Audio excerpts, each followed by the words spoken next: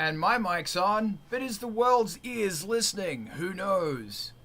And it's my face and it's everybody's face. Welcome. It's Sunday morning or afternoon or evening, depending on where you are.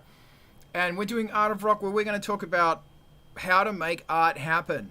And we all help each other. We bring questions and we all answer these questions together, and it's a bloody good thing. Join us every Sunday, this time, this place. And you will get rockified. And if you got questions, we're always reading the Twitch streams as well. So we often pull people's questions in there. This is made possible by the amazing supporters of Angelspit's Patreon, many of whom are here. As I always say, you keep me going. My God, you people keep me going, and I am going to try and keep you going, or we will keep each other going, which is more better, probably. Diesel Priest, which is Angelspit's new album, oh my God, is kickstarting now. It's up on Kickstarter, and all my Patreon supporters are getting a free digital copy as a thank you, because I've been throwing these tracks at them for the last year going, what do you think of this one? What do you think of this one? And you guys have helped me shape it. And these meetings have helped me deal with the production, the marketing, all of that stuff. Which is why you should bloody be part of this madness. Also, there is Rob. Good to see you, Rob. I've set up a mirror site on Etsy for shipping to the EU and England because of the new tariffs. And I'm going to apologize. It's really expensive. It charged somebody $40 to send them a CD to England. So if I figure out how to make this cheaper, or if I can XYZ, I'm going to refund whatever I can refund to make it as cheap as I can, but it's already charging tax because the new European fucking tariff is up. Oh, it's ridiculous. Don't get me started. On good news, Bratton Shots has got a new video, and you should check it out because it's bloody awesome, and it will hurt your brain. And everybody's brains need to be hurt. And if you want to hurt your brain even more, there's a Spotify link to a whole bunch of bands, many of whom are here. And go listen to it. Go find something new. Here's Tanner. Follow that link. God damn it. And this Wednesday, we are doing Spit in Your Cocktail, which is kind of a excuse for everybody to meet up and get drunk. Or not. And we're making cocktails, and I'll be releasing some of the cocktails that we have been submitted very shortly. And that's Wednesday, 3 p.m. LA time, and quite seriously, it's a fun thing. If you're using alcohol as a coping mechanism, you have to pull that shit back, and you might need to contact somebody. I'm being really, really, really, really serious because alcoholism in this time is becoming a bit of a secondary pandemic, and we're not for that. So, Hex and Raven also has a new video, and it's the tits. Thanks, Eric. It's amazing. Go watch that shit because it's madness. And finally, although it's not finally, but finally, the new T-shirt for Don't Know Zero has come in, and it's huge print, and I'm loving it, and it's wicked. So, and it's actually came in about a few days early, so I'm going to be getting that out in the mail like this week. So if you've ordered one, it's on the way, and if you want one, you better get one because they're limited, like they're nearly gone. Brad, I see your hand. Give me a sec. The most amazingly important thing in the world is if you like it hard, dark, fast, weird, and freaky, just like everybody else in your tribe, MTV TV is the place for you. So I want you to watch that MTV TV. Just have it on in the background when you're working because it's awesome. If you're in a band, email them. Look, there's their email, and they will play your music. And if you do something like this, if you do a Twitch thing, once you've done your Twitch thing, right on over to MTV TV. So keep this audience that you have alive, and this is how we're going to feed back into our tribe and grow our tribe because it's bloody awesome. Welcome to the Art of Rock. That Shea, it was on cue, wasn't it? You did hear that, didn't you? No. So I'm going to throw it open. Alex, you had a mind-blowing question. Hit me with it.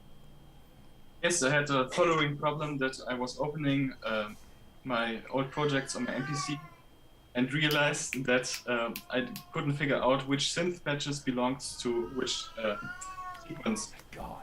So if any of you have maybe an idea how to back up in the future, like your hardware settings as SysEx, and in a way that it doesn't get lost in the process, and best if it isn't at the end of the project, but mid-project. So even if you abandon the project or like put it on ice for some time, you can still figure out which was what. Do you have any strategies for that? Thank you. Brett, can I put you on the spot? Because I'd like to hear how you deal with this, and then put your hands up and tell me. But Brett, because you're a Kurzweil user, I want to know how you do it. Go. So, all right. So yes, I use the Kurzweil. On the K2000, I have attached a iOmega Jazz SCSI drive. That's just for storage. So that way I can create as many patches as I want. However, the organization I do in my DAW. So I'm using FL Studio to create it. And so one of the things I'll do is when I create the Kurzweil track that's going to control that, or that channel, I name it after the synth patch. And I actually give it its numerical representation on the board as well. That way, so I've got a bank within my user patches. So they're all within the 1000s, I think. I could be wrong. But I'll actually I'll actually tell FL Studio go directly to that in that user bank, and that way I'm never hunting for it. And cool. Every time I pull up the song, it goes right to that user bank, and it goes from there. Yeah. Awesome. If I can jump in, because I'm also a Kurzweil user. What I used to do, the Kurzweil has the ability, like I use zip drives. I don't have the Jazz drive. I should have a Jazz drive. I use zip drives, just like Brett does, and I, save the banks and stuff on the zip drives. Excuse me. So each song, I use Cubase, and there's a little notepad area in it. I have a really 80s approach to this because half this shit is 80s. So I will have a thing saying what the K2000, which zip drive, which zip disk, and what track, what actual bank, and where it goes. Because with the K2000, you can say I'm going to pull this bank into the 200s and this one into the 300s. Per album, I usually have a master bank, which is everything to do with that album. This is a habit I'm trying to stop because I'm aware shit is getting samey. It's a risk I have. And the other fucking thing about the curse was it sounds so good. I always go to the same bloody sound, so I've got to go. I use the Kurzweil's also got a really cool feature, really simple SysEx feature where you can dump the master, and what that master holds is this tiny text file, but what it holds in SysEx is it's going to hold on MIDI channel 1, I have this sound, this panning, this output, and this gain. On MIDI channel 2, da-da-da-da-da-da-da-da. So as soon as you dump that thing, the whole thing's set up again for the song. I do the same thing with the Emaxes. I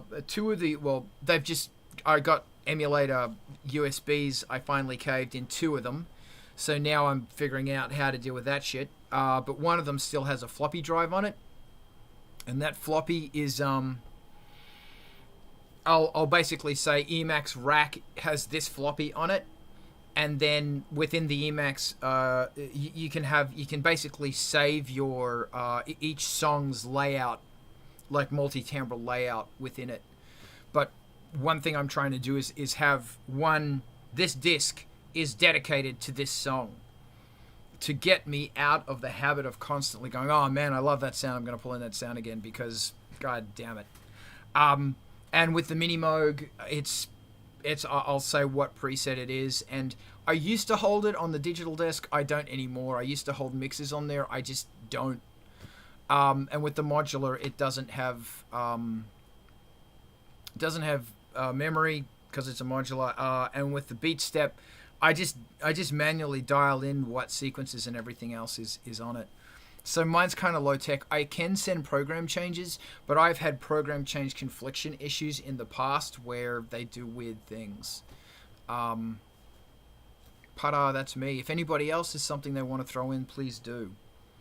I'll say the reason that I do what I do now is I used to, especially when I had older equipment and I was using Cakewalk, when I was doing all those SysEx dumps and everything from the Yamahas, and I was using Casios and whatnot at that time.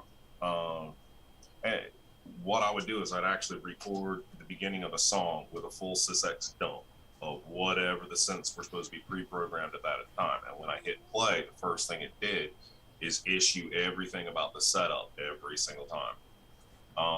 And that way it didn't really matter as much because I was going to be bad at that level of organization. So I just encoded it directly into the piece. I don't know if that helps, but the other way I would keep track of it at that time is just with a notepad, and just I had a little book I'd write everything in, work on it that way. Awesome. If anybody else has something, please throw it in. Forgive me, I'm dealing with a insane Maine Coon right now. She's standing on my printer looking like the White Lion, and she's now glaring at me. She wants to play. Here we go. So, yeah, Alex, did that answer the question? Was there anything else you wanted to throw in there to try and... Yeah, that's... I think... what are you using, and ultimately, what is it you want to achieve? Tell me about what you want to do here. I want my future self not to be lost and pick things up again really quickly. Not be in the situation of missing sounds and missing samples and so on.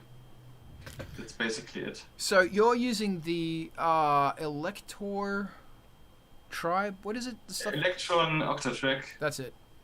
In that you can make special projects for each song. That has the only downside that if you do a live set, you have to load the new song in every time. Whereas if you do it in one project, you can easily switch. Right. But I also have like an old MPC, and I was looking up stuff there, and there I came to the problem that I didn't know what I was doing back then, and had like different sets, which are like sample drum sets and sequences, and I had to figure out which belongs to which, and it was kind of messy. Can you save all of that thing as the one song master preset thing within the MPC? I think so, but I have to figure that out again. But my idea was more general, that I maybe make a backup of my data from the MPC in one folder, and with that containing SysEx files for the individual sounds, something like that. It's really... I'm not Sorry, go. sure how to organize it. It's really funny how, if I can just bitch and whine for a minute, it's funny how as technology increases and as we get this gear that can do all of this stuff, we spend so much time working on the parameters to make it do that stuff. It's not just plump, plump, plump, boing. It's... And then suddenly something doesn't work, and then you're crawling around on your knees with a flashlight behind your gear trying to figure out why they're not talking to each other. And it's just really interesting how, you know, a box that can do everything, there's a whole bunch of fucking around involved. Are you going to pimp FL Studio now? Reason, Adam? I can always pimp Reason. Please don't. But no, actually, what I was thinking, from what you're, you know, what you're, the rabbit hole you're running down. You know, we've talked a lot before about how technology evolves music, and how the space in which music is performed affects the way that the music is created. And I think you're kind of touching on that again, where, like, you know, it is so frustrating. It really is, to go back to old gear, like knowing you have something on it, but then there's a corrupt file, or like a, you know, simply because the technology wasn't where it is now. And so what I was wondering is, like, if anybody knows a way that Alex could save his patches and such in a way that can be transferred to a newer storage medium kind of thing. Like, can you get it onto, like, say, a computer and put it on a thumb drive? I know you wouldn't be able to load it directly into the machines. Like all the machines now, you can stick a thumb drive in it, right? But like the old ones, it's like, you know, we used to use the floppies, and oh my God, I used to have a shoebox full of floppies and freaking zip discs and stuff. You know, I was like, you know, sometimes I regret selling off some of the old analog gear there, but then there are times where I'm like, oh, thank God I don't have to dig through those boxes, you know? So what I am wondering though is like, how could you take the older stuff there and really effectively work it into a new work? I mean, do you know what I'm saying? Like, is there a way to get those patches saved in a different way so that you can store them more efficiently or catalog them better in your folders or whatever, and then just grab the ones you need, throw them on a disk, and boom, into the machine, you know? Yeah, I'm really lucky in that I have of the old MPCs one of the newer ones, so it has like USB. My problem is just that I saved it not properly, and there's like different elements in different saving locations, and I don't know which belongs to which. And I try to figure out a way that I don't do this in the future, so I don't run into the same problem. That's basically the point. I have like individual synth patches on my synthesizers. I have sequences. I have sound sets. I don't know how they come together. I don't know. And you can make a master save, but apparently not everything is saved in that file. And it's like, God. And I mean, it's just what I did when I was 16 to 18, but there are still some cool sequences, and I would like to save them. You know, you know, we still have that problem even with the DAWs and stuff. You know, you go back a few versions and things don't work the same way, and you have to like completely rewire everything. Yeah. And you know, the other thing is, so one of the habits I got into very early with the digital stuff was creating a master folder that is like literally audio. It's just, that's the name of the folder, is audio, and then all the projects go into that folder, and then that way it's like all of my sounds, all of my patches, you know, all of the, you know, well, in Reason, you know, you have the what you call them, refills, right? So all my refills are all in the thing. And so all of the work that I do, like whenever I do any field recording or sampling kind of stuff, it all goes into that, it all gets dumped into the big audio folder, and then, you know, the subfolders. And then that way I can just copy that whole folder over to a new machine. I back up that folder to a couple of different backup drives.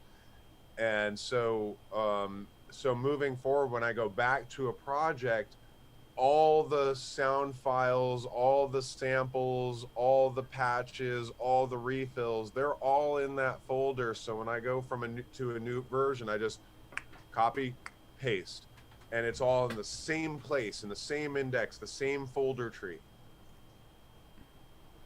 I think that's probably the way that you need to go, is create yourself a folder and everything is in there. It can be messy in there because it's always in the same place. Just don't move it around. As soon as you move something, it's screwed. That's decent. Yeah, I think I should start doing that. Thanks, Adam. That's really good. Tanner, I want to throw it over to you. I've seen your hand for a sec.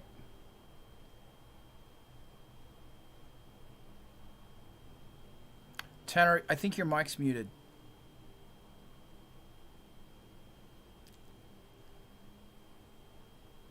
Ah! Tanner, can you hear me? Tanner? All right, Tanner, what we're going to do is I'm just going to throw to... oh, here we go. He's back. Welcome back. Yeah. So, I actually have the same problem because I had to get a new computer in the middle of my new album. So half of the album is made on one computer and the other half is made on another computer.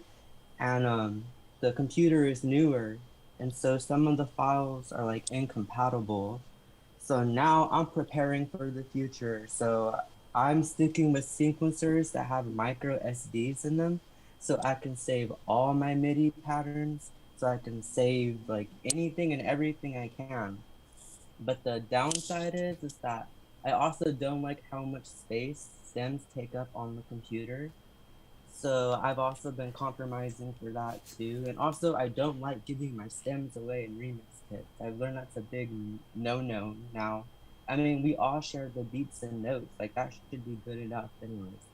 So I've just been saving my acapellas, and I've been saving everything like on MIDI. And then also something I'm weary of, I don't trust MIDI instruments live. They do their own thing all the time. Like, so like, I believe that I should just have the instrumental and then just have fun over it.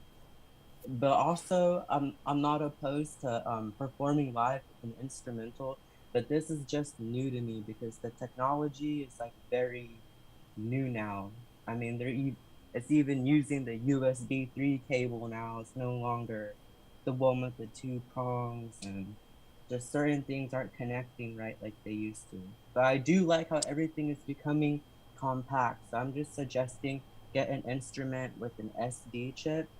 And what I like about what I've been using, my sequencer from Novation, is that I can store all my MIDI on cloud. All my MIDI patterns, all of it, I can store it on a cloud. So if anything happens to this device and I need to get a new one, it's backed up. I'm done speaking. Thanks, Tanner. Backing up is another really important issue, but before we get to that, here's Brett. So I was just gonna say, Adam brought up a point about software or whatever that can keep basically import all of your files and whatnot from your synthesizers to your computer. That's editor librarian software. There's tons of them out there. I posted in the chat one of the ones that's most universal, be where most universal can also be not exacting for your hardware. So one of the things that Kurzweil has ever since, well, they actually launched it, I want to say with the 2600 or the 2500, but they have their own universal librarians and whatnot. They actually plug into FL Studio. They have VST versions of them, the works. So you can actually very much pull in your entire sound banks and back them up locally. And if they ever come out with, an emulation of your software, you could actually load those back in now. I'm trying to figure out how to kill my hand being up. There it is. Awesome. Thanks, Brett. Eric, Master Organizer, hit me. I just wanted to touch on what Adam was saying as well. I think it's absolutely necessary to always have your folders organized and keep them organized for everything you do. With any computer software or programs, the computers look for a path to find what you're looking for, whether it's your music library, like when you put your iTunes on or Music Bee, whatever you listen to, those are pulling files from a path. It's not just playing music. So if you move a song in that folder somewhere, it's not going to find it because the path's broken. So if you keep your folders organized, no matter what system or what computers you update to or upgrade to, as long as everything's named the same and is the same way, you can pull everything from one computer and put it on another, and you won't have a single problem.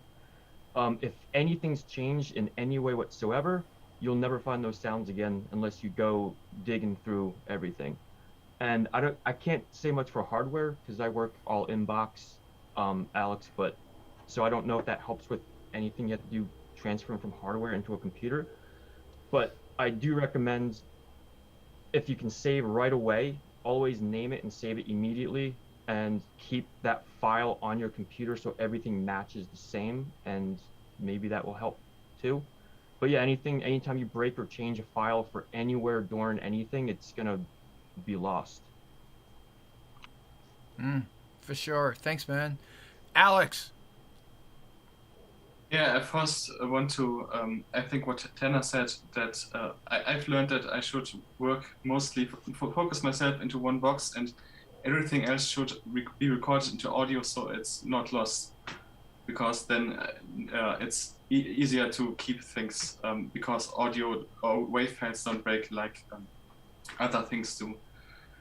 And another thing is to further my question: do you guys take notes about what you write? For example, in some of my boxes, there aren't like things don't have names, but I have to remember it's sequence 6 or so on, or it's the nth track that has the bass or whatever. Do you guys take notes, and how do you organize them? Yeah. Adam, go. So yeah, absolutely. So usually when I'm working on I'm the messiest guy in the world when it comes to notes and stuff, right? I've talked before about how I have boxes that are like things written on flyers, really like. But whenever I'm working on a song, I usually have I have like my scratch pad, my legal pad kind of thing, right? And so I will do that where like I will write out the notes, kind of keep note of my notes, right? You know what I mean? And I will kind of do my math. It's my scratch pad for my music math on there, right? Where like I'm kind of like, so the pattern that I'm doing is these notes in this sequence, and these notes, this is the third or the fifth or the seventh or whatever it is kind of thing. And I kind of make myself these little maps so that I can, and that's kind of where I start to work on my arpeggiations and stuff like that, right? Is by kind of creating a little magic box grid that I can and work on my little circle of fifths thing with. And then during the course of while I'm working, I will make lots of little notes as I'm listening through so that I can go back to it later when it matters more, if that makes sense. Like, I don't want to get nitpicky about every little thing until I'm ready to get nitpicky about that little thing. So I'll keep a lot of little notes on that pad, on my scratch pad, that says like, fix compression on drum sub bus,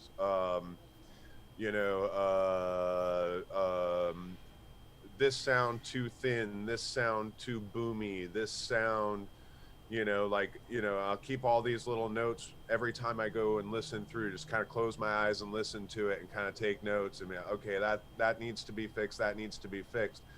And then as I'm working, it's like, because you're composing, and so every time that you go through and do a pass, it's like you're taking another set of notes, right? Because you do something and it changes the relationship of everything else, right? So you're like, oh, this sounds too thin, so you fatten that sound up, but then it kind of squashes something else that you want to stand out. So you're like, oh, well, now I got to side chain that, make a note,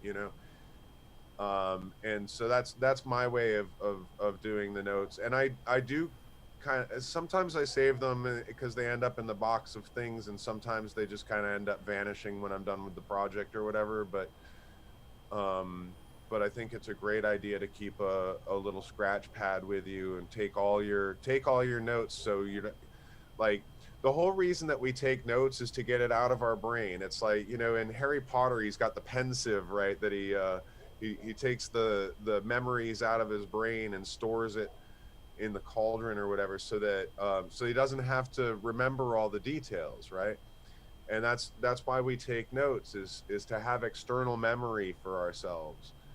And so yeah, that's I'm gonna say emphatically yes on taking notes, and yes on the other thing that's cool about that is when you keep notes like that, you can refer back to it when you're working on something else.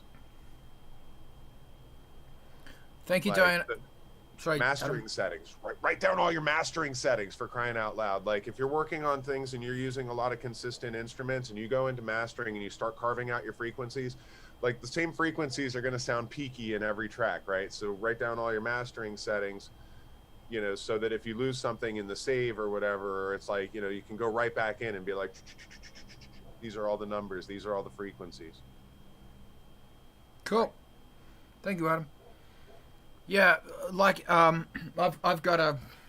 have a book. This is my book, and I write all sorts of stuff in there, like patches and whatever. I try and save the patch, and and then once it goes to MIDI, like I do all the programming in MIDI, and it will stay in MIDI for like weeks, for like 6 generations of the song, you know, while it's getting away from suckdom. And when it finally stops sucking and I'm happy with stuff, I'll dump it down to audio, and then all of that other shit doesn't matter anymore. Although I will say that I'm one thing in my habits that I'm trying to do is leave it in MIDI for longer, because the longer it stays in MIDI, I have noticed the more details and the more cool little things that I can like throw in there. Because if I go to audio, if I dump it down to audio too quickly, sometimes what's going on is really rudimentary, and I don't want rudimentary. I want complex little bits and stuff. But that's just me. Does anybody else have something they want to throw in, or do we want to? I'd just say that real quick. I use Google Notes, or I use Google's Drive. Basically, the computer I'm talking to you guys on is a separate computer than my studio box. But my studio box is directly below it and off to the side here. And so it gives me the ability to actually keep a notepad up right in the cloud. And even like when I was talking to Carl the other day, that's where I can sit there and I can look at you, and also have those going directly to where I can access them from anywhere. Awesome. Vince, I noticed your hand before. Did you want to throw something in?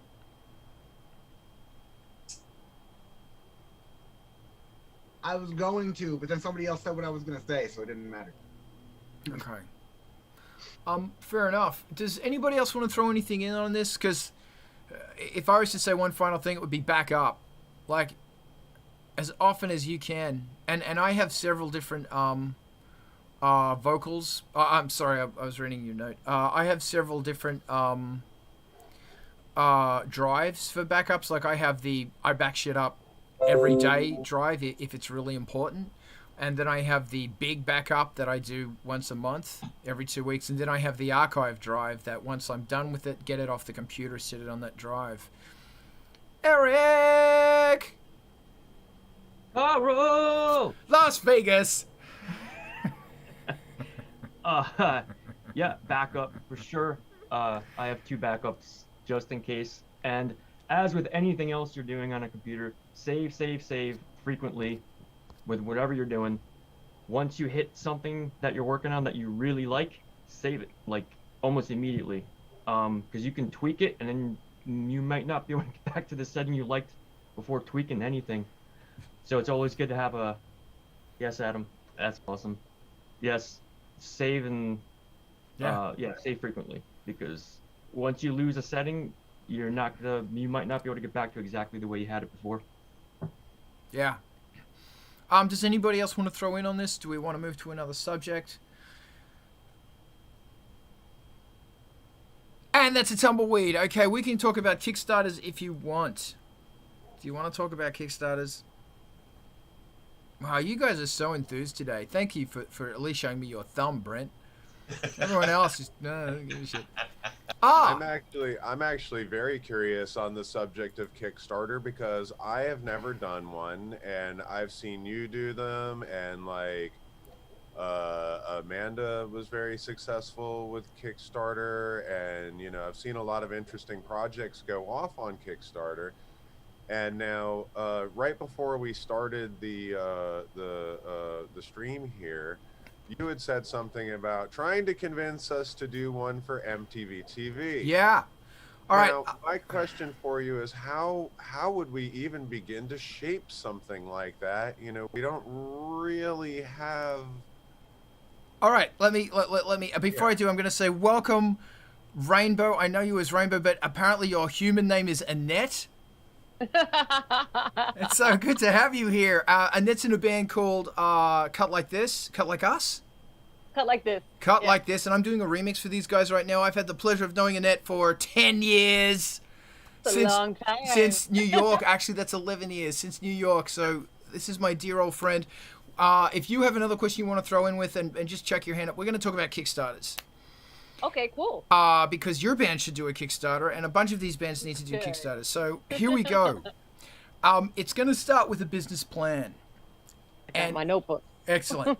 And this is also on Twitch later that you can watch, and also on YouTube. starts with a business plan. That what are you selling? Who are you selling it to? What are you offering to them? Because Kickstarters have a minimum of $1,000, that can be easy to hit. You know, when you think about it, if you're offering a bunch of rewards, 20 people can help you push it to that edge. It takes a lot of planning. And if I, like, as a band, it's kind of easy, but let's talk about MTV TV. If I was doing a Kickstarter for MTV TV, the reward, the end goal, the end game, why are you doing this, is to, it would be perhaps to add something new to MTV TV. For example, we're going to get a new computer. We're going to do this new thing. We're going to do this thing, and you are going to help us get there. Which in a band situation is we're going to release an album, or we're going to go on tour, you know, something like that. But with MTV TV, because it's going to be a little bit different, you are hitting a milestone. What is that milestone? For everybody, bands, everybody, it's a milestone. What's your milestone? I would be suggesting, depending on your audience, set your goal at $1,000. So now we have our milestone. Now we have what the target is, the thing that we're pitching, and we have the amount that we want to pitch it at. So now let's dig into this a bit more. And the question is, what are you offering? If you're a band, you're offering CDs and T-shirts and hoodies and stuff like that. You know, if you're MTV TV, you can be doing T-shirts and hoodies as well. You can be doing, you might do spots, but I know MTV TV is not about doing spots. Yeah, okay, that's cool. That's cool. For a band, you could be putting names in credits. MTV TV could be putting up a page that goes for 30 seconds with a bunch of names saying thank you to these people for helping us go. That's okay, right? Yeah, for sure. Thank you to these bands. Bands can, as I mentioned, you can put it in the CDs and stuff like that. But T-shirts, stickers, and posters are a go-to. And as I've said in the past, you know, if you're doing something around the winter, also do hoodies. As T-shirts are a given and they're going to sell. I did a whole blipvert about T-shirts, about if you're going to get a T-shirt done, get it done at an actual screen printing place. Mm-hmm. Realize that with a T-shirt, you're going to be going for, from the time you finish the Kickstarter to the time you roll it out, is easily going to be a month. Band blocks of time. Check out Angelspit Hour. No, maybe not. But good idea though, Brett. Because MTV TV is very not, they're not sponsored, and it's free. Gotcha. You know, it's free access. If I have money, I will have my thing played. If somebody else does not have money, they will get their thing played. And that's what's the strength of MTV TV is that it's not pay for play, because so many other media things have fallen into the advertising trap that we're not going to promote you, we're not going to da-da-da-da-da, because you're not hitting our advertising requirements. So, yeah, cool. T-shirts. And if you get your T-shirts done right, you can get them done for like $5 or $6 each. And if it's a single color or even two colors, it can be $5 or $6 each. Another thing you could be doing is putting out a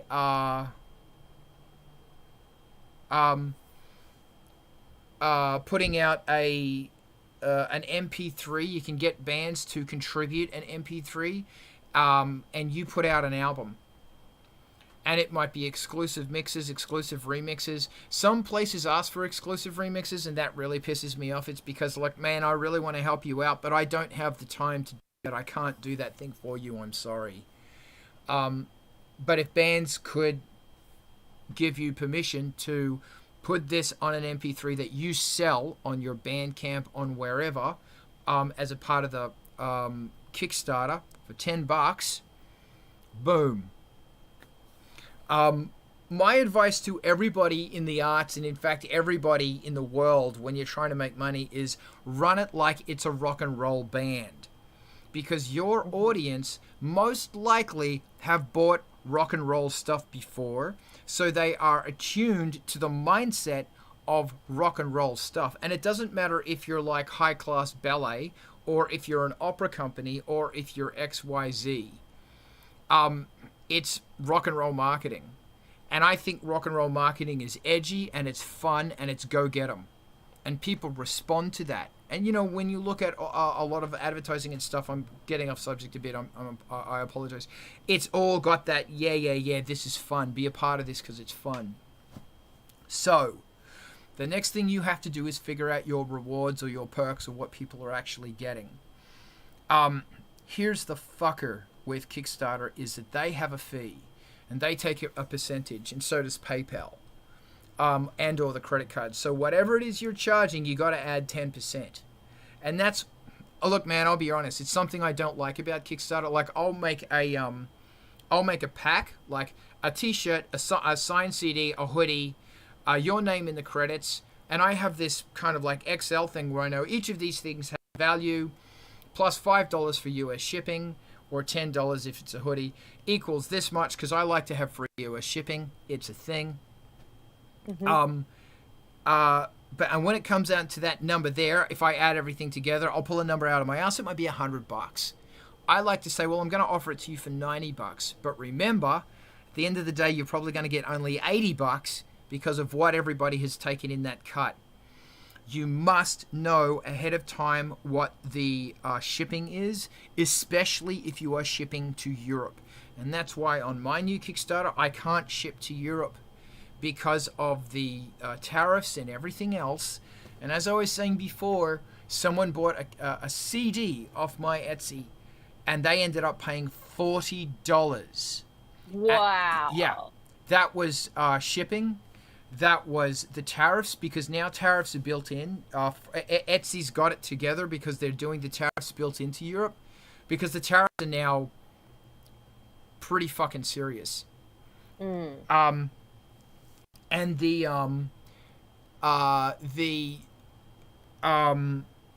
so yeah, I can't expect people from Europe to be paying $40 for a CD. So I'm now trying to figure out how I can make that cheaper. And anyway, but the thing you got here is that Kickstarter doesn't have that engine built into it, because you now need an importer number. You need to know what the tariff number for a CD is. You need all of this stuff for you to ship, because if you don't, they'll send it right back to you, or they'll bill the person at the other end prime. So you need to know how much all of this shit's going to cost you. The US has media mail. I did a blipvert about merchandising, and I touched on Kickstarter a bit, but the US has a thing called media mail, and it takes a little bit longer, a couple of days longer, but it's cheap, and it comes with tracking. And I mean, you can send anything in the United States, £1 for I think it's about $3.50. Then it's £2, it's $4.30. And then you start getting into ridiculous money. Like 10 pounds of stuff might cost $6 or $7, as long as it contains media, CD, videotapes, etc. Hey, we're musicians, that's what we do. So, know what the shipping is going to do, because it's the shipping that's going to, and the fees that are going to bite you in the ass. You need to know how much it's ahead of time. You've got to know how much it's going to be to print a t-shirt. The problem that so many people have is that, yeah, man, it's Japanese prices. If you've ever bought something from Japan, you'll understand what I'm talking about. I would be suggesting that you've had a dry run of this and you've done a t-shirt. So you've printed the t-shirt, you know what's involved with printing a t-shirt. You've got a guy who you go to. Don't go to Kinko's or you know, those places that will do one-off. It's not worth it. You are paying $8 to $10 for that. You could be paying $5 to $6 for a t-shirt. And once you've done the Kickstarter, you might come out of that with 30 damn t-shirt orders. You know, you're looking at a savings of $100+. So you need a guy. You need a guy, non-sexually specific guy who prints T-shirts.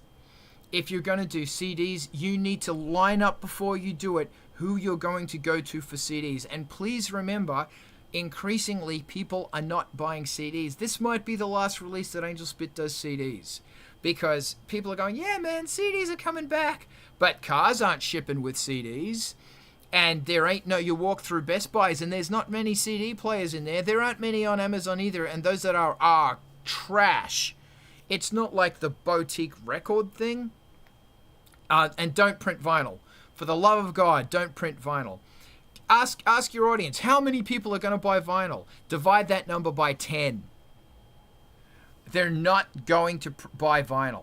If you have 3,000 people bashing your door down and going, we want vinyl, yeah, print vinyl. Otherwise, don't print vinyl. Don't do it. CDs are they're good, and I've mentioned all this stuff in that blipvet, and I go into the actual price breakdown per CD. You're looking at $2 to $3 a CD, and you can spend it for $10.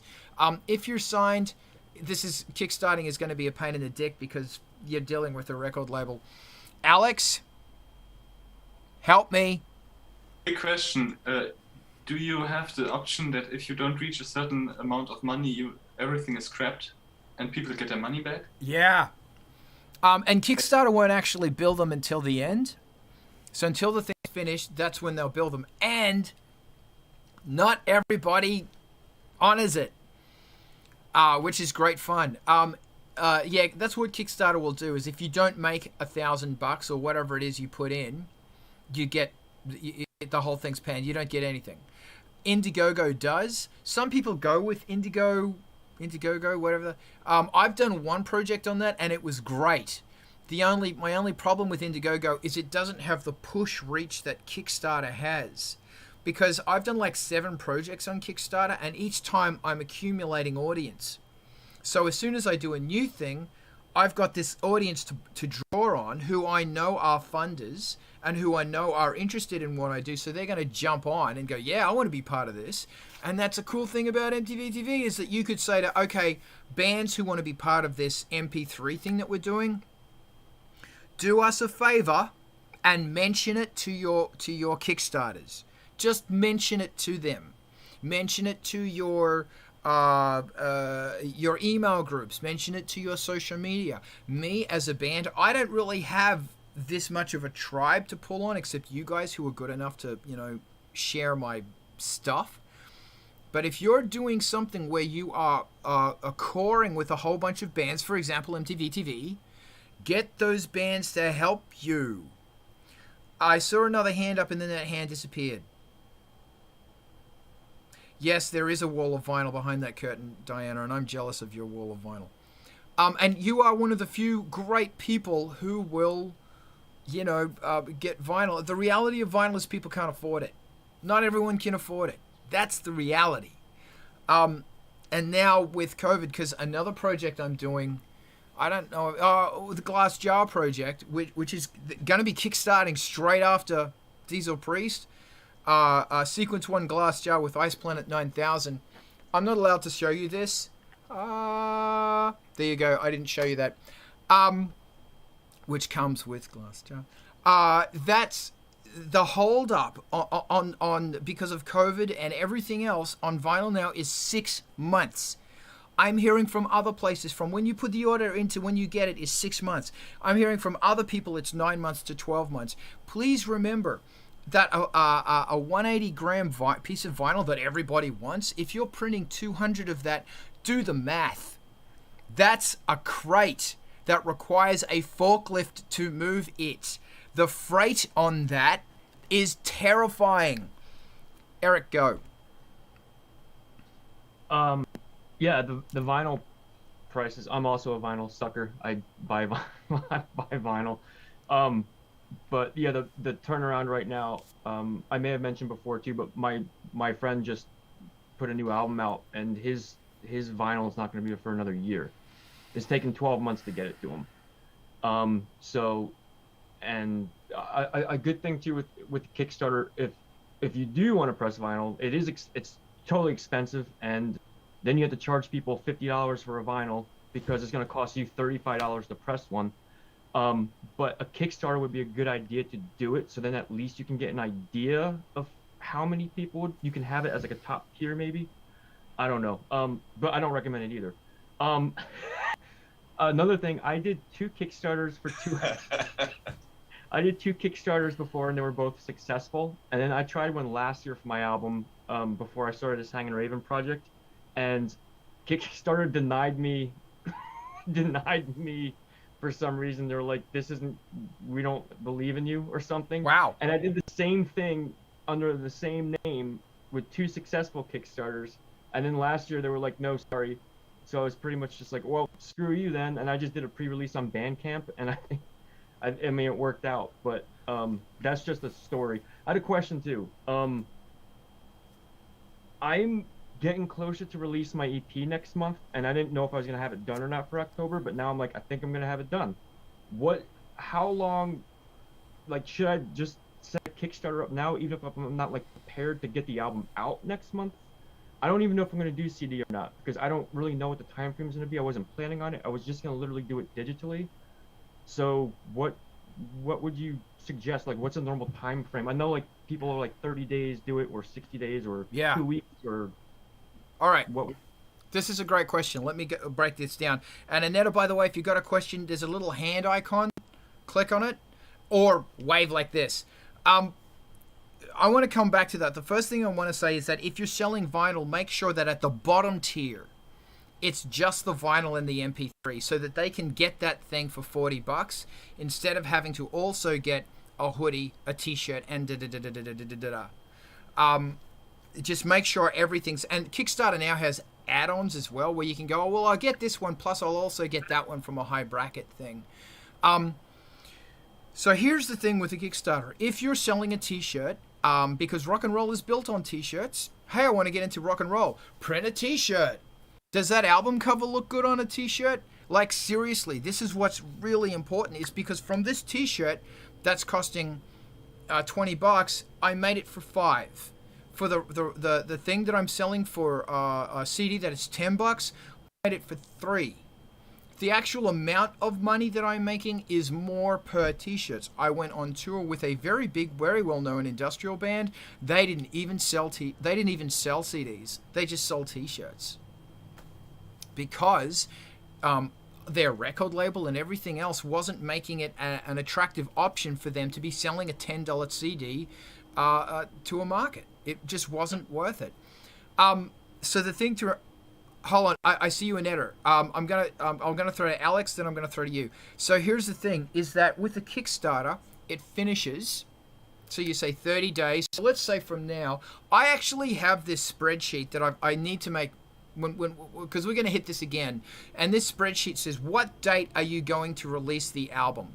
What date do you want it in their hand? And then it will. And Damaged helped me with this. It will backdate every single thing. When it goes to mastering, when it goes to the Kickstarter, all of this stuff. Here's the thing. Okay, so let's say we're going to start on October 1st. It's going to go for 30 days. So that means on November 1st, it comes up. Great. 2 weeks later, you're going to get your money. And as soon as it's done, you can then send out a questionnaire to the people who have said, yeah, man, I'm going to back you. And that questionnaire is going to be, what size t-shirt? Now, that's a really important question, because when you print your t-shirts, I highly recommend you print basically the exact amount plus 10%. Not 50%, not 100%. Don't double it. Make it this much, because it might be really hard selling those extra t-shirts. Remember, you may have just sold all of your t-shirts to your existing t-shirt market, unless you're going on tour, but let's not talk about that. So let's say you've got a breakdown of what everybody wants. The size, oh, I want 13 men's, 4 small men's, da-da-da-da. I actually have a breakdown of all of this stuff on that Blipvert, and I need to get my shit together and tell you guys where that Blipvert is. Then you send it to your t-shirt guy, who you already have a relationship with and you know what's going on. A month later, because they'll say it's a 2-week turnaround, it might be a month turnaround. So we have finished on October 1st. We're going to assume that not everybody is going to have their shit to you by mid-October, because when you send out the questionnaires to everybody who's backed your Kickstarter, quite often you don't hear back from them. Mid-October, we'll give them 2 weeks. I give them a week, and it's always 2 weeks. Please don't take advantage of that. So now we're at mid-October. That means by the time it gets sent to the t-shirt shop and back to you and ready to get shipped out, it's another month. That's mid-November. That's the problem, is that a Kickstarter really needs to end really 2 months before it's going to be in their hand. Because if one of your perks is, I'm going to write your name on the thank yous inside the CD, which is great, yes, do it. But the problem is you have to get their names, you have to coordinate with your graphic designer to put them in there, then you get the t-shirt print, then you get that CD printed. Remember, it's 2 to 4 weeks turnaround on a CD, getting it back to you, then getting it out. Once again, we're looking at mid-November. And if you want to call it safe, call it December 1st. Because this Kickstarter I'm running now, is the objective is to have that CD in everybody's hand December 5th. And please remember that because of everything that's going on right now, I didn't get the final artwork back from N until yesterday. And that's the issues that N had are totally legitimate. My t-shirt guy has got holdups. All of this stuff's going on. So one thing I'm doing is, as soon as and therefore because I don't have N's artwork, I can't finalize the designs. Let me swing around to that about non-finalized designs. I see your hands. I'm on a rant. So I've launched this Kickstarter, and I didn't finish that, I'm sorry. I've launched this Kickstarter, and I hit the goal because I have amazing people like you. Now, you amazing people are a part of our tribe, and our tribe support each other. And I'm just blessed because I've been doing this for so long that people have gone, well, if Carl's going to do this thing, it's going to be fucking crazy. So I passed my goal based on the only people that heard one shred of music was my Patreon, was my patrons, you guys, and I thank you again for that because you've already heard these tracks and you're getting a free digital. You know that. The other thing is that nobody saw the cover, nobody saw the artwork, nobody saw the merch, but still they were buying hoodies because they have faith in my product, knowing that whatever I deliver is going to be the best I can do, or whoever I'm working with is going to create something amazing. And I thank you for this. Strategically, that is a stupid fucking thing to do. Because when you roll out a thing, you're supposed to say, here's everything. Look, it's all here. You don't have to use your imagination. It's all here. I'm taking advantage of my audience in that you guys have seen the artwork now. And it's fucking insane. So it's all going to look good.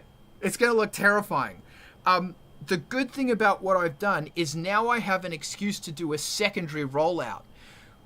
Put a pin in that because I want to talk about the first 36 hours. Somebody remind me about the first 36 hours. I will be able to do a secondary rollout that has, this is what the merch looks like, this is what the music sounds like, this is what the cover rolls out, boom, there it is. So all of the hype and everything that I've been building up for the first few weeks, my payoff is hitting the goal. Now the secondary rollout is going to be, this is the product. And that's when the second group is going to, that's the second wave comes through. They also have stretch goals, and that's something else. I remember you guys, I'm going to get to you in a minute. Here is something I have learned about Kickstarters that suck. Whatever you make in the first 36 hours of your Kickstarter, double it, and you can probably bet that that's what you're going to make. That'll be the final amount. In the first 36 hours, whatever you make, double it. That's what you'll make for the whole 30 days. Now, there's a reason for this, and that is it's called the envelope of selling in business, that there's a spike when you initially sell something. That spike, that's always within the first very short period of the promotional push that you're working through. Then it's going to even out. Then it's going to, actually it's going to like taper down, and then it's going to become this dull hum. But that dull hum's going to be there for years. You're going to be selling t-shirts once every 2 weeks or something. A t-shirt during that Del Hum, you'll sell a CD once every 2 weeks. But if you have albums on the boil or all of this stuff on the boil, that equals your income. You will be able to feed yourself just on that income. I had all this other shit I was supposed to talk about. I don't remember what it is. Alex, then I'm going to throw to you. Aneta, go. Yeah, maybe, of course, you want to deliver a product, but when push comes to shove, what are your legal obligations, and are there any pitfalls?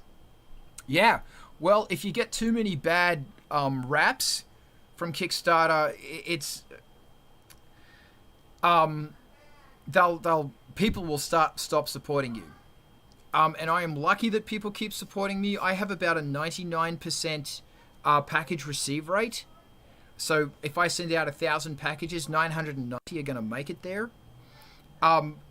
Some of those packages don't make it because the people once I send out, it's called the survey. So once somebody said, yeah, I'm going to back your project, here's my money, project closes, you send out your surveys, what size t-shirt do you want, etc. Just give me a second. Hold on a minute.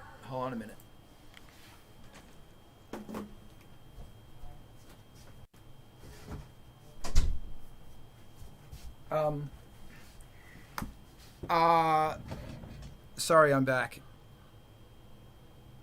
Hold on, I'm so sorry.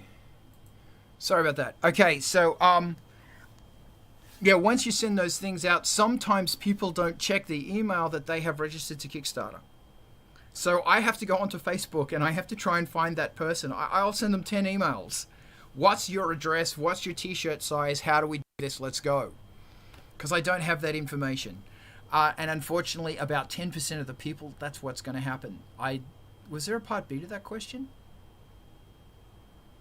Maybe if you can get sued for some things, and if maybe you should consider some things in order to not get. Yeah, well, this is why you as a provider have to have all your chickens in a line, or your ducks in a line, or your geese in a line. I don't know who has to be in a line, but you got to make sure they're in a line. That you know who your t-shirt dude is, you know where you're getting your CD printed, you know what the cost. Yeah, some kind of bird. Thanks, Eric. You know what is going on. You know how to roll this shit out, and it's all lined up. And if it's going to take them 2 weeks to do it, call it a month, because it's going to be late. I haven't even talked about the joys of going through your digital agitator to put this stuff on AWOL or on DistroKid, and the delays that are involved in that. The end of the game is no. I have a very dear friend named Brent. He's actually one of my Jedi Masters, and Brent has backed so many different things. And Brent has kindly said that I'm one of the few artists who always delivers. Always delivers. And that's because I've been doing e-shops, and I've been doing mail order and this sort of stuff for like 20 years. So I know how it works, and I know how you think it's going to cost this much, but it's actually going to cost this much. And you have to factor all that stuff in.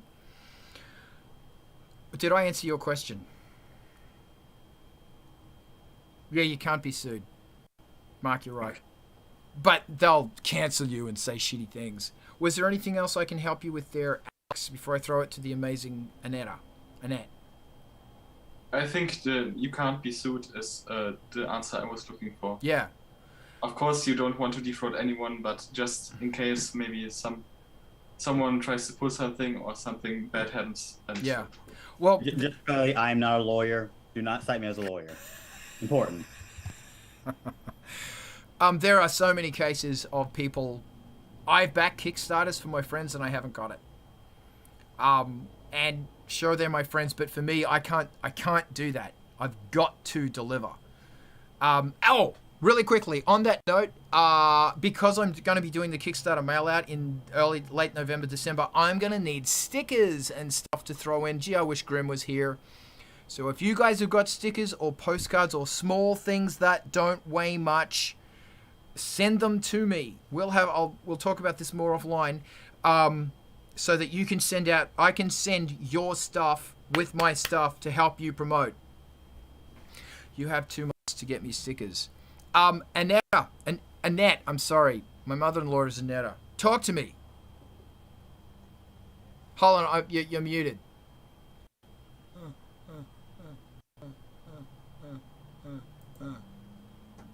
There's a mute button.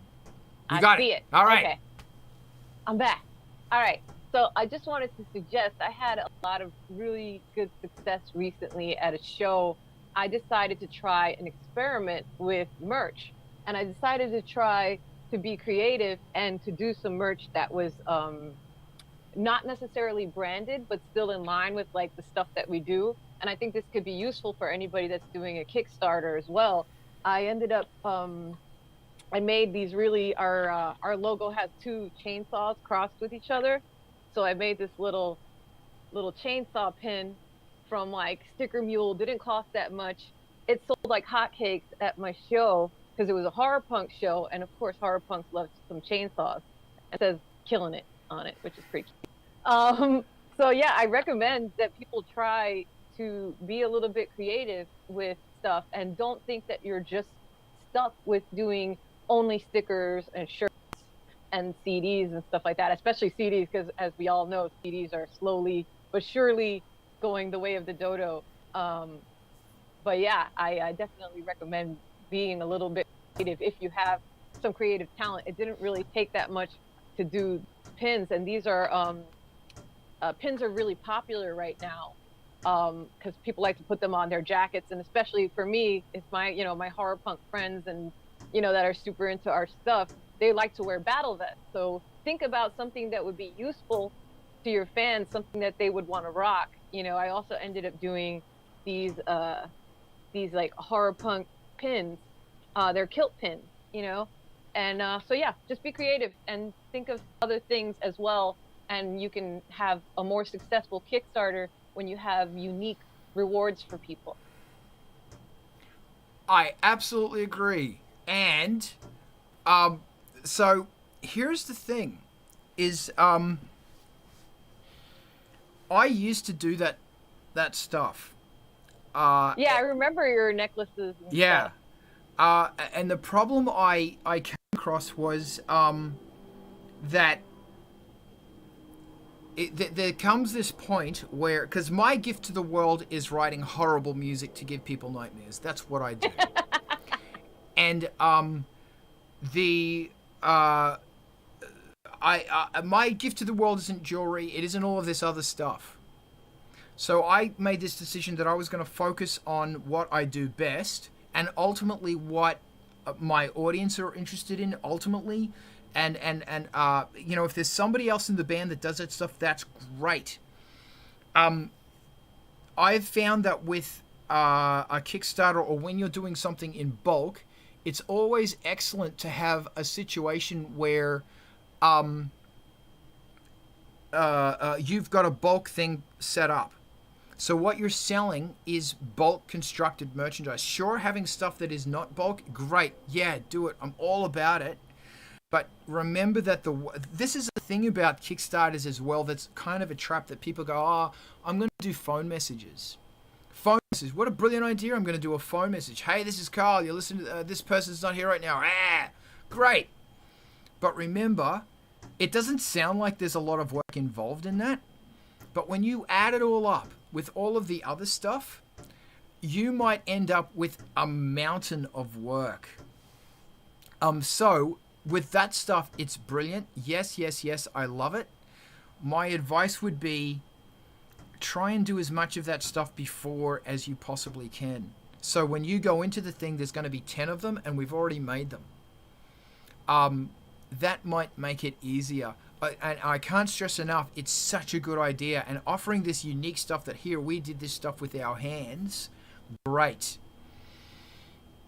But there is, the side of that is you have to actually do it with your hands. I'm going to shut up. Randall, talk to me. Okay. I was just going to say unique rewards for the Kickstarter thing. This thing. Do you actually use it? Yes. Good. I actually had to unpatch it to, like... I'm glad you got pick it that. up. Yeah, But thanks. It is... But yeah, That's like the coolest thing ever. Thank you. I'm really grateful. Finish, because I'm going to interrupt you. Oh no, that was it. Go ahead. Okay. Remember that if you were involved in doing a photo shoot, sell the costumes of the sell the costume you're wearing on the cover, because one of your supporters is going to want that thing. It's difficult with this one because everything's paper, but I've had stuff in the past where I've sold costumes, and I'll whatever the costume costs me, that's what I'll sell it for. Or I will build something and sell it. And Hack is good enough to have supported me. He's got the what I'm wearing on the cover of the product. That's Hack's jacket now. Adam, you have a hat, and that hat's everywhere. Can't have my hat. Get another hat, man. Tell you something else brilliant. That George Bykos from Meteorize, who's technically an Angelspit because I haven't fired him and he hasn't quit. He's told me, buy a whole bunch of Fender guitars for like $200. Destroy them with Angelspit stickers and drills, and sell them for $250. And because they're going to be shipped to you, they're going to come in a box. So you don't throw that box away, you keep the box. And then you sell goddamn Fender Squiers or whatever, because they're quite cheap, they're quite usable. People may or may not be using them, I don't know. Get in them with a drill. Weather those fuckers up. Make them look like they've been through a lightsaber war. Of course, I've never done that. I did drumsticks once, and yeah. But although the next album might be having guitars, because there's going to be a lot of guitars. Randall. But I'm throwing that back to you, Eric. And somebody else here who owns 11 guitars. Somebody else here has 11. Who is that? Says a whole 12. 12. Oh, I'm sorry. But you need them, don't you? Yes, I do. Get rid of them. 10 guitars and 2 basses. But the comment I was going to make, the whole Fender, like the Squier thing, they're cheap. They're not the best guitars in the world, but it's really cheap to turn them into really great guitars. So if you were to give someone to someone who's like a guitarist, who's like a tone chaser or whatever, it's really easy to get better pickups, and that's really all they need. Maybe a little bit of fretwork, but if you're a guitar player and there's a guitar tech somewhere that can fix that for you, or you can do it yourself. I do all my own. Like, I have a guitar right here I built myself out of a kit. So, if you're a guitarist and you're in it enough to maybe buy that Squier or whatever, you probably know how to maintain your instrument to the point that you could make it something super great. It's a very good, like, the Squier things are a very good base for building like a parts caster or whatever. Like, there's a lot of things you can do to hot rod them and make them awesome. Cool. And it's just saying. Because I've got this is really good, and this also gets into a thing where I've had people say, yeah, modular synthesizers, same thing. But that comes back to what I was saying to, and yes to all this stuff. You have to actually get them. You have to actually do the work. And it's not a case of, we're musicians and we're lazy. It's a case of, I don't think people have a clue the workload of a working musician. I don't think, no, people don't understand how much work is involved. So just keep an eye on that, because remember that when you're doing this Kickstarter, when you're rolling this stuff out, you're also dealing with t-shirt logistics, with shipping logistics, and all this stuff, and it's like, now you have to do this stuff as well. So my advice is do it ahead of time. Yeah, but see, a great thing about a Kickstarter is you're also saying to your audience for 30 days, we're releasing an album, here we go, la la la la la la la, for 30 days. I've always said this, that remember that when you drop a drip in the middle of the pond, this is a promotional thing. It's going to take at least a month for those ripples to actually get anywhere where enough people are seeing them.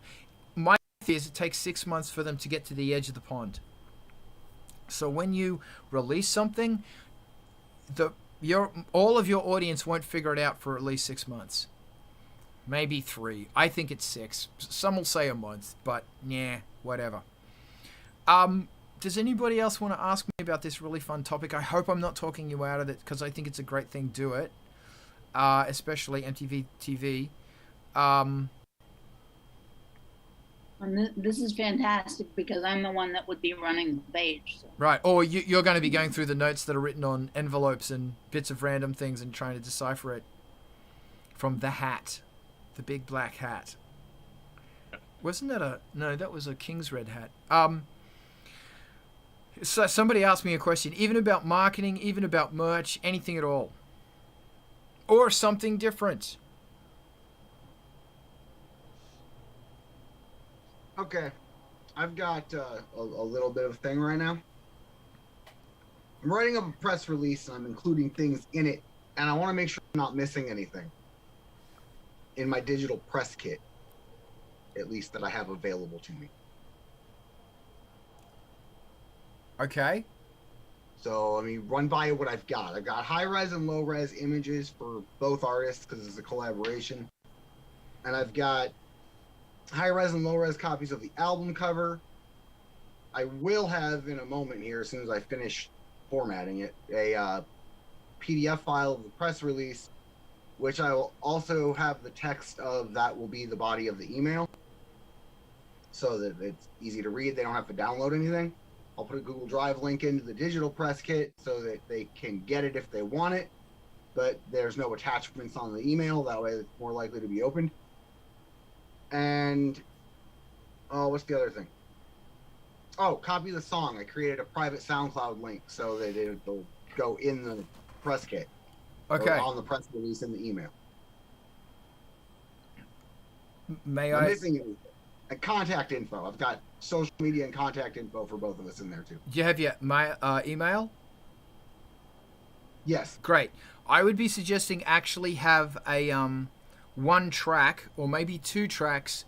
Is it an album, an EP, or single? It's just a single. So I've got the single in the private SoundCloud. Right.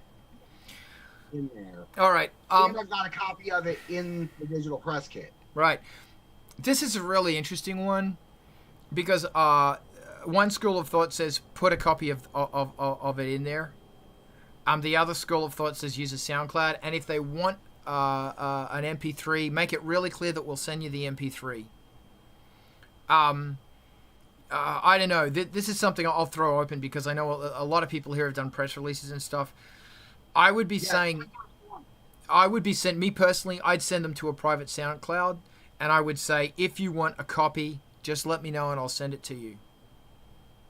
Okay, because as of right now, I've given them both options. Great. It's set up. All right. They can get a copy, but it's not attached to the email. It's a Google Drive folder with the rest of the press kit. So it's... Okay. All right. So that's good? Yeah, I think that's good. Adam, value us with your genius. Oh, hat. As somebody who has received a lot of press kits, the one thing that I can say is keep it simple. And what we really want to see is the who, what, where, when, how right at the top, your elevator pitch, like we were talking about a while back, elevator pitch, right? And then have the more detailed information after. So you want that blurb up front that's got who, what, where, when, how, like who it is, where you're doing it from, who, what, where, who's doing it, what it is, where y'all are from, why you're doing it, how to get it. You know what I'm saying? The basic newspaper stuff. But then, because you're sending it to press, right, what they're generally going to do, I think we were talking about this pretty recently, right, is they're just going to kind of copy pasta whatever you give them. Yeah. And so you kind of have the opportunity to write your own story, but the thing that you really have to keep in mind when you're doing a press kit is, like, too much won't make it. Right. Like it really has to be concise, and you really have to, you know, the other thing with press kits is, like, if you really want write a good press kit, read a lot of newspaper articles because that's the way that it's going to be formatted. Read a lot of the blurbs that that you see in the zines, right, that are about the bands, because they took it from the press kit.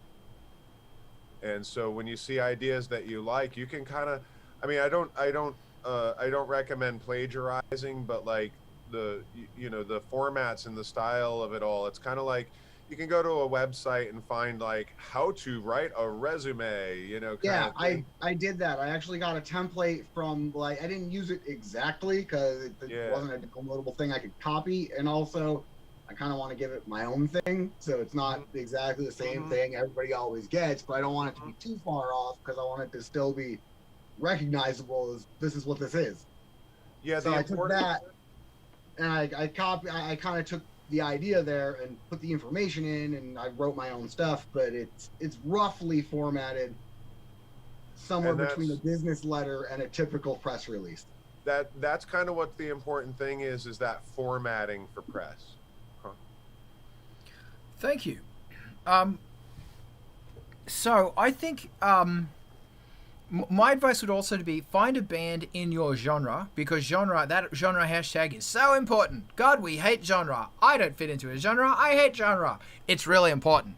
If you don't have a genre, it's the worst. Yeah, well, people aren't gonna know who to play you. I know. You gotta have that genre hashtag or 4 or 5, so people know what you are. Bands that use the word eclectic need to be taken into a field and shot. That was a bit dark, wasn't it? I forgot what I was going to say. Pick the band that is in your genre, that's at the top of their field. Look at their press release. I personally love the Dandy Warhols, and their press releases are always a gas. They're funny, and they're good. But you look at these other bands and they're serious. Other bands are really hypey and da-da-da-da-da. I believe it's got to be hypey. I say that was the hardest thing about trying to write this, was that every single piece of advice I could find on it says don't try to sell yourself, but you also have to make it sound good. Like, how are you supposed to? I thoroughly disagree with that. Yeah, so I didn't make it over the top, but it's still selling it. No, I yeah. can't help but do that. My advice is, so, okay, here's a pitch. Vince, DJ Underminer, is a whatever, insert genre here, fast train heading east. Who's the other guy you're working with? The Panda Project. The Panda Project is a insert genre here, fast train heading west. And the collision is called whatever that, and their collision is called da-da-da-da-da. Like the idea of, this is a fucking train wreck, yeah! I say go really exciting, go really boom, boom, boom, boom, boom.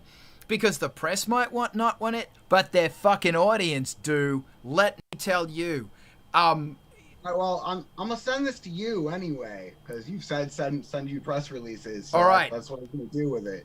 So, if you want to maybe change the very intro on it, feel free to. But well, it would be an amazing project if we just threw it out here for 30 seconds and kicked it around. Well, if you're not confident, let's do it later. Let's do it off camera later. All right. Well, either way, it's fine. I don't know how to send it to anybody. I mean, I can read it out. Oh yeah, read it out. So then you got to remember everything. Come on. We're just gonna look at a paragraph, because it's that paragraph that's like. Let's do this off camera later, and obviously everybody hang around for a few. Can I address this any longer? Have I fulfilled your questions as you have come to the top of the mountain, and I am the cockroach? Yes. Eric, help. I don't know if I can help, Carl. I think you're. Yeah. All right. I'll do my best. I had a quick question. Speaking of genres, and I've mentioned before my last projects I've gone through CD Baby as my distributor, and my last single as Hanging Raven, I went through DistroKid under everybody here's advice, and I love it.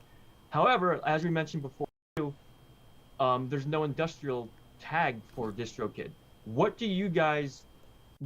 It's kind of off subject with that, but like, what did you put as your genre? Like, I went electronic, and it's like all the electronic ones are like house, techno, drum and bass, and I'm like, I'm not that.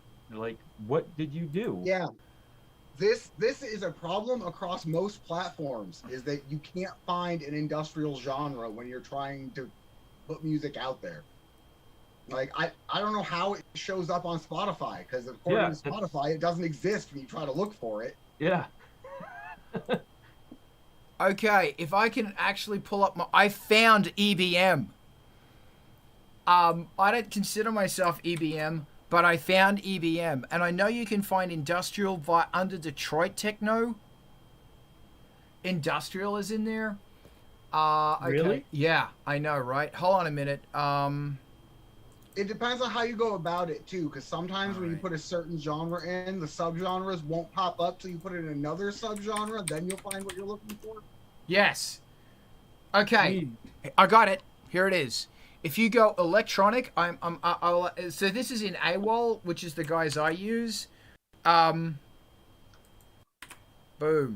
Okay. Oh, nice. In AWOL, and I'm assuming. No, I can't do screen share, because when I do screen share, I kill the feed. It's a bug between OBS and Zoom, FYI.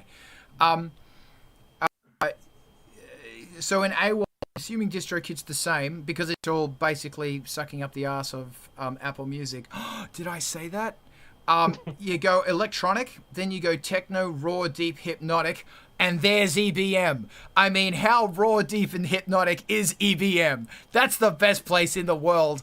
Under raw, deep, hypnotic. Yeah, let's put EBM there. Meanwhile, there are 30 different subgenres of Polish folk music. Yeah, I was looking at stuff too.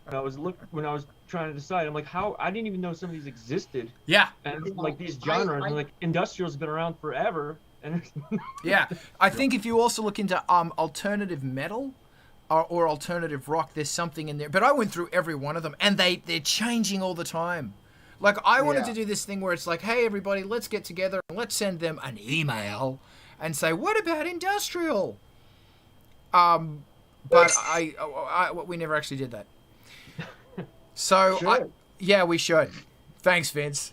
I'll get onto that.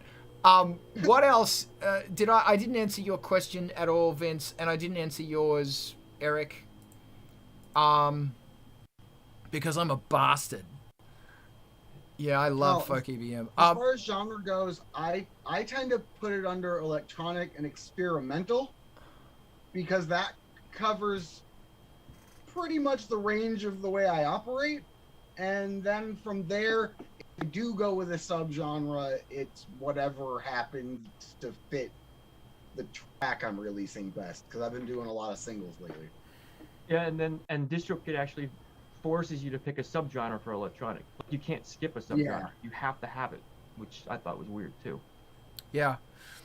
I think it has a lot to do with the new Spotify playlist things, that when one of your new tracks is about to go on Spotify gets a heads up, and they will push it out to their DJ playlist people about a week or two before, and that might help you get plays. And let me tell you, my God, if you haven't claimed your Spotify artist yet, do it.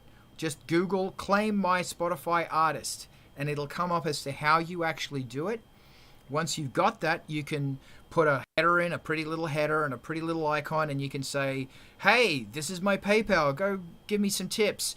And every time you release, it's going to push, you're going to get an email saying, do you want to push this new stuff to your to our DJs? If so, what genres, what sales pitch, whatever. Except for industrial. But we'll gladly do hypnotic, raw, deep techno, but not industrial. Right? This is a master fucking conspiracy to control us. I just know it. Because it is. Amuses in... Really? Thanks, Tanner. So, meanwhile, back at Kickstarters, did anybody ask me, because, you know, we've been talking about this stuff, and all of this stuff's important. Because like I said, Kickstarter is about marketing. As soon as you go into Kickstarter, you are marketing.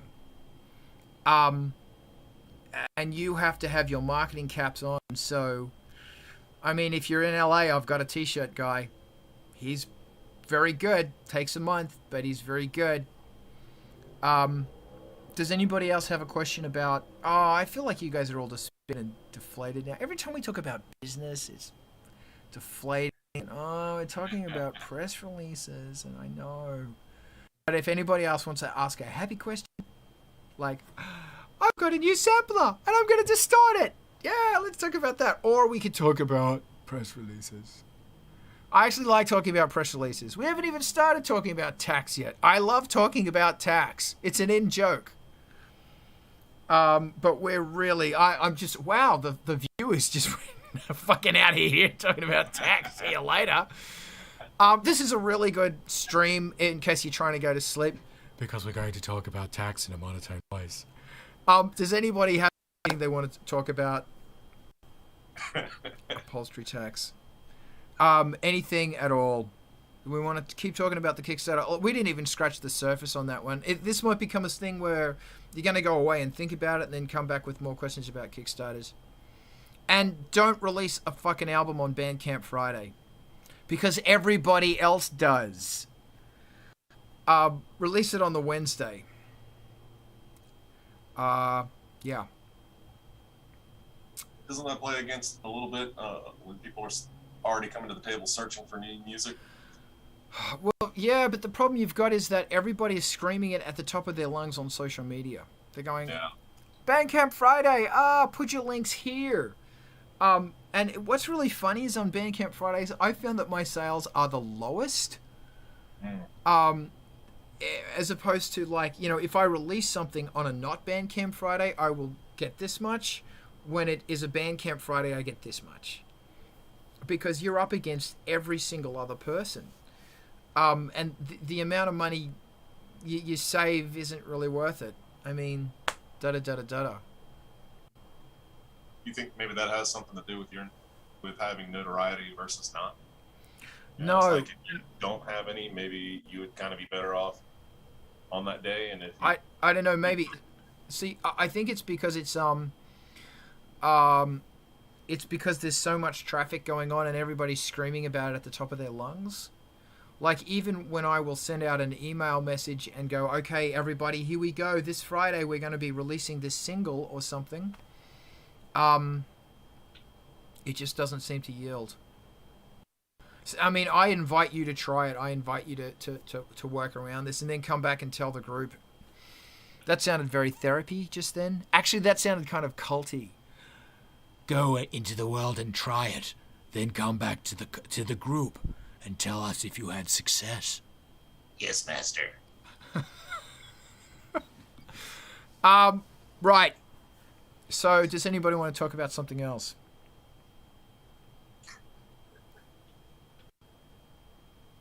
I don't know. I thought the Yes Master was pretty good. It was a very good Yes Master. I don't know what that means, Adam, but anyway. Well, you know, if we're done here, because I hate tumbleweeds, I'm going to wrap it up, and we're going to raid on over to MTV TV, and we're going to stay here and going to kick out Vince's press release. It's going to be so much fun. Actually, I enjoy it. And I'm just going to do one more pitch. One more pitch for everybody who's still watching and or gives a shit. Angelspit's new album is kickstarting now. And I'm pretty fucking happy with it. So go check it out. And it's obviously going to be free on Spotify and all of that jazz. And it's a whole bunch of bloody awesomeness. There are a whole bunch of killer tracks that you can play right now. Right now. On Spotify, and it's a lot of the people here. Check that link and add them to your playlist. Go back to those. Find yourself a favorite new band. And on the subject of new bands, which I'll get to in a minute, remember this time next week we're going to be here again. We're going to be here again. That's my new song called We're Going to Be Here Again, because it's the best song in the world. Every Sunday we meet here and we talk about stuff like what we talked about today. And it's amazing. And just do it. Just do it. And if you want it long, dark, and... Oh, no, I won't say that. That sounds rude. If you want to hear music that is constantly playing and is of the dark genre, and it's that kind of party. hard and fast, please follow MTV TV. And it's going to be fantastic. So we're actually all going to raid to MTV TV. So thank you for sticking around. We had so much fun today. We're all going to stay here and talk about stuff. But let's raid right now to MTV TV. Bye. They have industrial. They have industrial, and you don't have to search. And they don't have hypno raw deep. Bye.